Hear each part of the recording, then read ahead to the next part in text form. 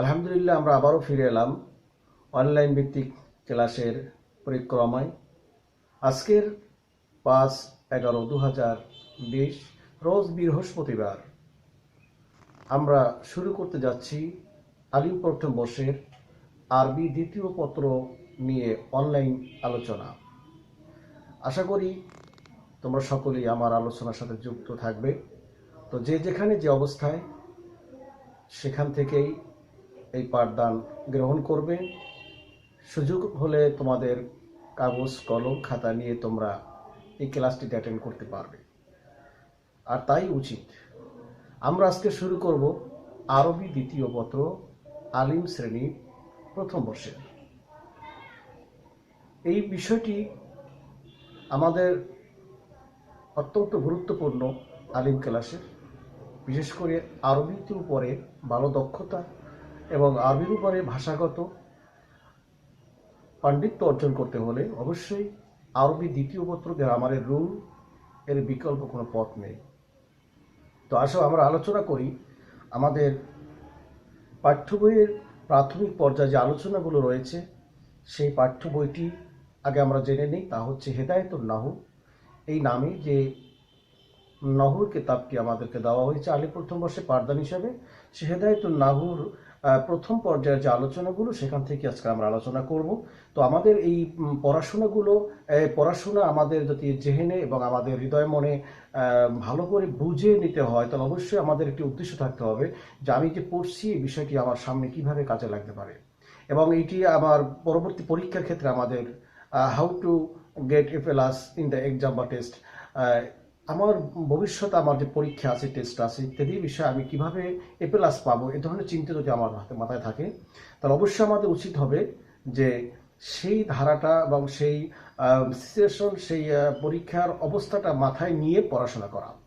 তোমরা যারা ভিডিওটি দেখতে পাচ্ছ, আমি সকলকে বলবো তোমরা খেয়াল করো যে এই আরবি দ্বিতীয় পত্রে 100 মার্কের পরীক্ষা হবে।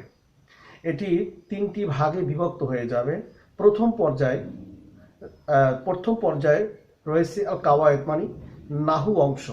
নাহু অংশ, এখানে কিছু সংক্ষিপ্ত প্রশ্ন থাকবে। এই সংক্ষিপ্ত প্রশ্নের উত্তর দিতে হবে। সংক্ষিপ্ত প্রশ্ন থাকবে 10টি, সেখান থেকে 8টি প্রশ্নের উত্তর দিতে হবে। 5 গুণ 8 40 গেল 40 মার্ক। এরপরে এটা আলিফ অংশ, আল কাওয়াইদ এর আলিফ অংশ বা অংশ থেকে আল ইখতিবারিল কাওয়াইদ যাচাই, যেটা আমরা আমাদের হোয়াইট বোর্ডে আমরা লিখে নিয়েছি। যেমন 1 নম্বরে হলো আল কাওয়াইদ আল দারাজা 50। এই 50 মার্ক আবার এখানে 2টা ভাগে ভাগ হচ্ছে। আলিফ অংশে রয়েছে সংক্ষিপ্ত প্রশ্ন উত্তর দিতে হবে 10টি থেকে 8টি, 40 মার্ক। বা অংশে রয়েছে ইখতিবারুল কাওয়াইদে, অর্থাৎ কাওয়াইদ যাচাই, গ্রামারের রুল যাচাই।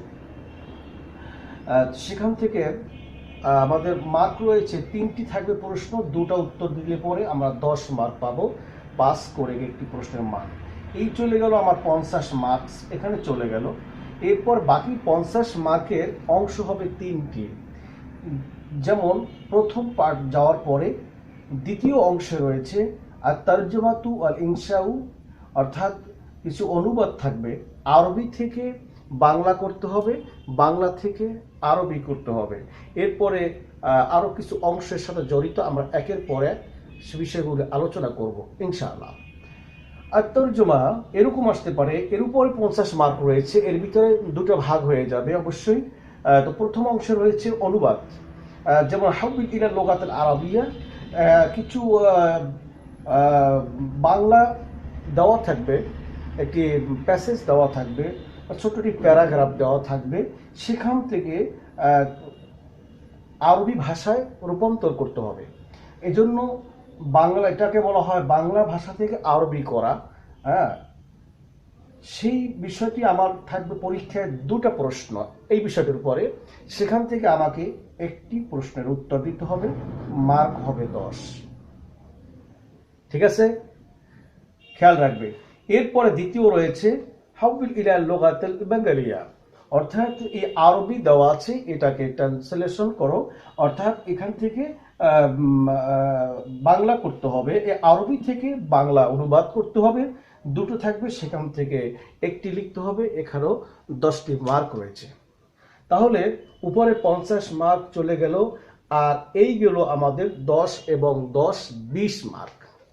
এইভাবে আমাদের কিন্তু বিষয়টা মনে রাখতে হবে যে পরীক্ষা আমরা এই বিষয়গুলো যদি মাথায় নিয়ে আমরা পড়াশোনা করি, তাহলে আশা করি তোমরা যারা আলিম প্রথম বর্ষে নূতন ছাত্র, তোমাদের আরবি দ্বিতীয় পত্রে বেশি একটা সমস্যা হবে না পরীক্ষার ক্ষেত্রে, এবং যেমনটা তোমরা জানতেও পারবে, তেমনি পরীক্ষার সফলতাও অর্জন করতে পারবে বলে আশা করি। এরপরে একটি অংশ রয়েছে, জিম অংশ রয়েছে, সহিহুল জুমাল, বাক্য শুদ্ধি। এই সহিহুল জুমালের ভিতরে 60টি প্রশ্ন থাকবে, সেখান থেকে 5টির উত্তর দিতে হবে। সে 5টি এক এক মার্ক করে, 5টিতে 5 মার্ক। অর্থাৎ এমনভাবে বাক্যগুলো দেওয়া থাকবে, অল্প একটু বিষয় চেঞ্জ করলে পরই শুদ্ধ হয়ে যাবে। এরকম 5টি বিষয় থাকবে প্রশ্ন, সেই 5টি প্রশ্ন কারেক্ট করতে হবে। এই কারেকশনগুলো আমাদের এখানে থাকবে। এরপরে রয়েছে, এর তো 5 মার্ক, এই হলো 75 মার্কস। এরপর রয়েছে আর রেসালা আবুল আরেবা, অর্থাৎ চিঠি অথবা দরখাস্ত, যে কোনো একটি বিষয় পরীক্ষায় দুটোর থেকেই অপশন থাকবে, আও দেওয়া থাকবে।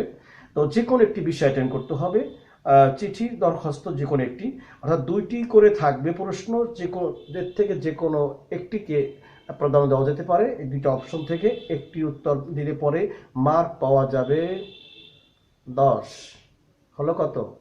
85, 85 মার্ক হয়ে গেল। এরপর রয়েছে আল মোকালা, মোকালা মানে রচনা।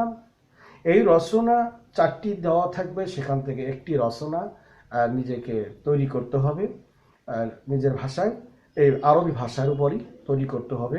সেখানে মার্ক থাকবে 15 মার্ক, 4টি থেকে একটি মার্ক থাকবে 15 মার্ক। তো এইভাবে মোটামুটি আমরা 100টি মার্ক আমরা লাভ করতে পারবো।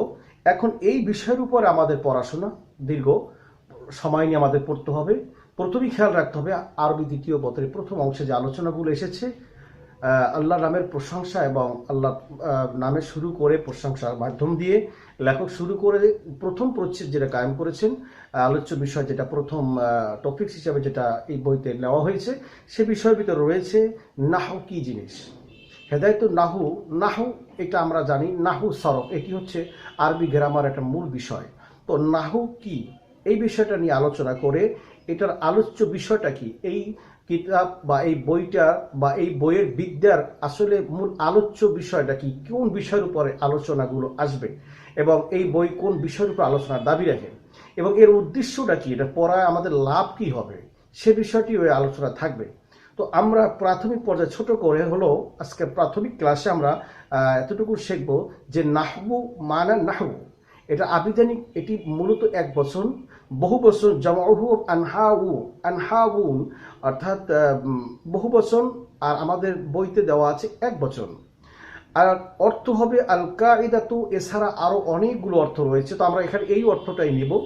আল কায়দাতু অর্থ হচ্ছে কিছু নিয়ম কানুন পদ্ধতি অথবা কিছু রুলস বলা যেতে পারে, যেই নিয়ম বা যে পদ্ধতি বা যে রুলস ফলো করলে পরে আরবি ভাষার ক্ষেত্রে বিশুদ্ধভাবে আরবি ভাষা উপরে দক্ষতা অর্জন করা যাবে, সেই শব্দটা হচ্ছে নাহবু। আর এটার দ্বারা অনেক অর্থই নেওয়া যায়, অনেকগুলো অর্থ নেওয়া হয়েছে বইতে, এগুলো তোমরা তোমাদের বই দেখে তোমরা ব্যাপকভাবে পড়ে নিবে। প্রয়োজন হলে আমাদের সাথে তোমরা এগুলো কন্ট্যাক্ট করবে, শেয়ার করবে, আমরা ভাষায় তোমাদেরকে সলিউশন দেওয়ার চেষ্টা করবো ইনশাআল্লাহ। তাহলে এক বচন বহু বচন হলো আনহাউ, অর্থ হলো আল কায়দাতু, নিয়ম পদ্ধতি রীতি রুলস ইত্যাদি।